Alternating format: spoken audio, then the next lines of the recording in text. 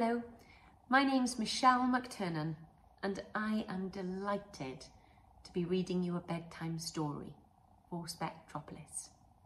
So, sit back and relax, find your favourite cuddly toy or your favourite blanket or your favourite person to snuggle up to, and let's begin.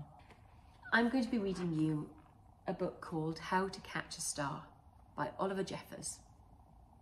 This is a real favourite book of mine because I used to read it to my little boys when they were little. Shall we begin?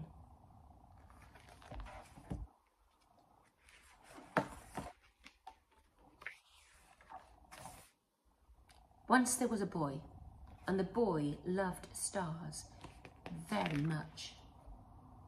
Every night, the boy watched out from his window and he looked at the stars and he wished that he had a star of his very own. He dreamed about how the star and him might be friends. They would play hide and seek together and go for long walks. The boy decided that he would try and catch a star. He thought that getting up early in the morning would be best because then the star would be tired from being up in the sky all night. So, the next day, he set out at sunrise. But he couldn't see a star anywhere. He sat down and he waited for one to appear. He waited. And he waited. And then he ate some lunch. And then he waited. And after dinner, he waited a bit more. And then finally, just before the sun was about to set, he saw a star. The boy tried to jump up and grab the star, but he couldn't jump high enough. So, very carefully, he climbed up to the tallest tree that he could find, but the star was just too out of his reach.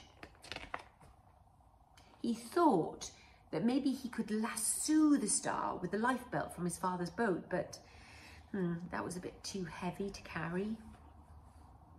He thought that he could just fly up in a spaceship and grab the star, but the spaceship had run out of petrol last Tuesday when he flew to the moon. Perhaps he could get a seagull to help him fly and then he could reach the star. But the only seagull that he could find didn't want to help. The boy thought he would never catch a star. But then just then, he noticed something floating in the water. It was the prettiest star that he had ever seen. It must have fallen from the sky. He tried to fish out with his hands, but he couldn't reach it. Then he had an idea. The star might get washed up on the beach, so he ran back along the jetty towards the beach. And then he waited. And he walked a bit, and then he waited, and then he watched, and then all of a sudden, sure enough, a star washed up on the bright golden sands. The boy had caught a star of his very own. And that's the end of the book. It's such a beautiful book. And if you can see, there's the boy on the beach with his very own star.